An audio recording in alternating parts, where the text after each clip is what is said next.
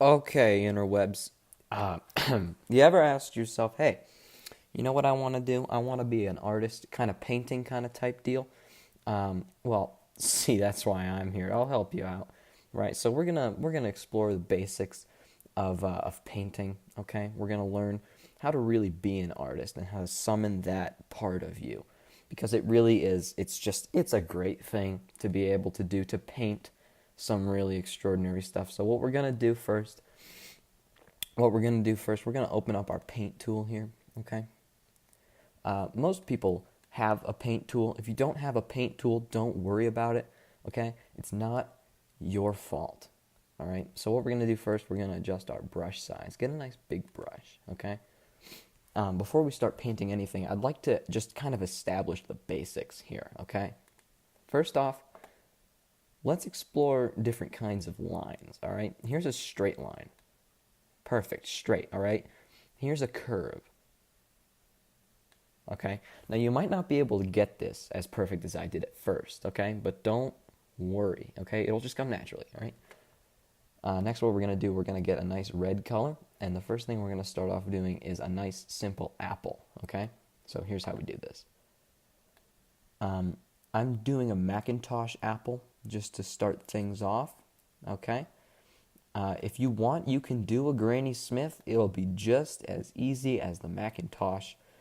I'm just doing this one as kind of like an example, you know? So make sure that your curves are realistic, okay? Make sure you're not making any mistakes.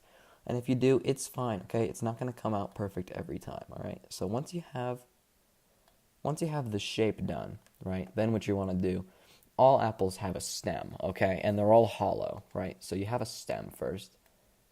There you go. Be careful not to make it too straight. Most stems are not perfectly straight.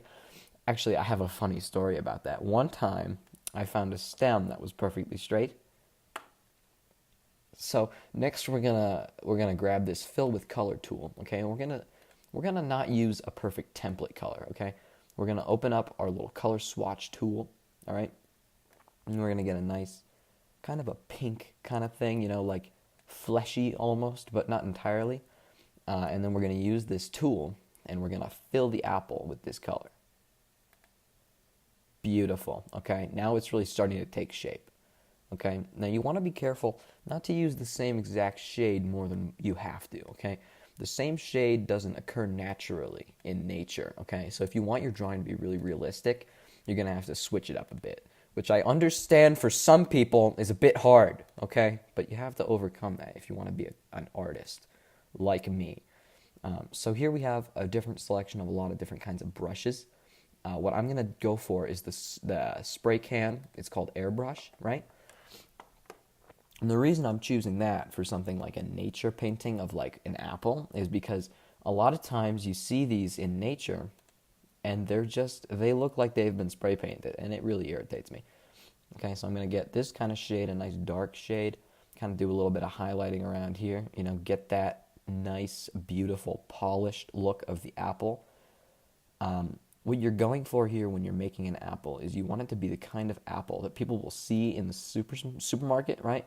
And they'll think, man, I gotta have that apple. It's the one that stands out amongst the other apples.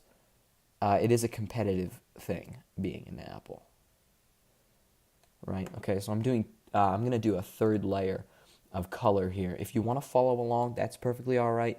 It's important in this kind of field, this kind of art, making apples, or really any fruit for that matter, or any painting for that matter, to really express your individuality, okay? You don't have to make it perfect. It can have flaws because flaws exist in the real world. And before you go and destroy your apple just to prove a point, don't do that, okay? Use the apple as an opportunity to express who you are, okay? And that's required. The art is all about having rules. Okay, so what I did here, right? I did like a dark shade, and then I did like a natural kind of shade, a little bit of a lighter shade, and then an aggressively dark shade to really bring out, like I wonder what that's gonna taste like when I bite into it, that kind of thing. You know what I'm saying? So next up, we're gonna wanna work on the leaf a little bit. So I'm gonna go back into my swatch. And we want to find a nice ripe green color somewhere around here. And then I'm going to use this adjusting bar and find just the right dark kind of shade, like this one right here, to sort of really just bring out that vibrancy, what you're really looking for when you're shopping for an apple. You know what I'm saying? So I'm going to take out this magic marker tool, and what I'm going to do is I'm going to just outline what I want the leaf to look like. Now, this isn't going to be a final draft of the leaf, but I really like using the marker tool because of the overlapping that it does. And you can see that with each stroke that I pass over the same area, it starts to become, it starts to become less opaque. You can see through less of it, and it really defines what you want it to turn into. So now that I have this kind of rough sketch of this plan that I have for this leaf, I'm going to go with something a little bit more permanent, thinking like a crayon kind of thing. All right, so the important thing to notice here is that you want to have a nice short brush size, okay? You don't want to come on too aggressive onto the leaf. Otherwise, leaves are delicate and it won't come out very good, You want it to be very realistic, but at the same time, you want it to be distinguished from real life, okay? So you're going for that kind of shade of realism, not a cartoon, but not a picture, okay? You want it to be art, and this is how you do it, with a crayon here. So you can see it's a small detail, but maybe you can see that it's giving it like a little bit of texture using the crayon, much like a real crayon does, and I'm really proud of this art tool for being able to express the whole crayon thing. So once you have the texture down, now you can move on to the more serious stuff. I'm thinking of going back to the spray can, known as, I think this is called the airbrush, I believe. Yeah, airbrush. Okay, and I just want to give it a little bit of texture on top of the crayon. Not so much that it looks like it's the same style as the shading on the apple, but still so that it looks good. It looks like a real leaf. And see, an important detail to notice is overlapping, right? So if you have a leaf, you don't want it to overpower the whole piece, okay?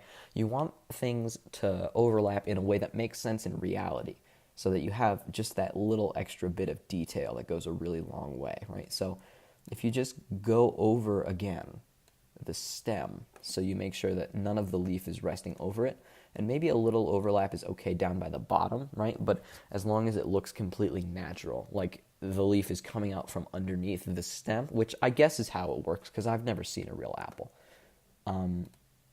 So once again, I'm thinking we go back to crayon and we select a swatch of this brown color to use on the stem, because everyone knows, you look at a stem and it's not a perfect stem.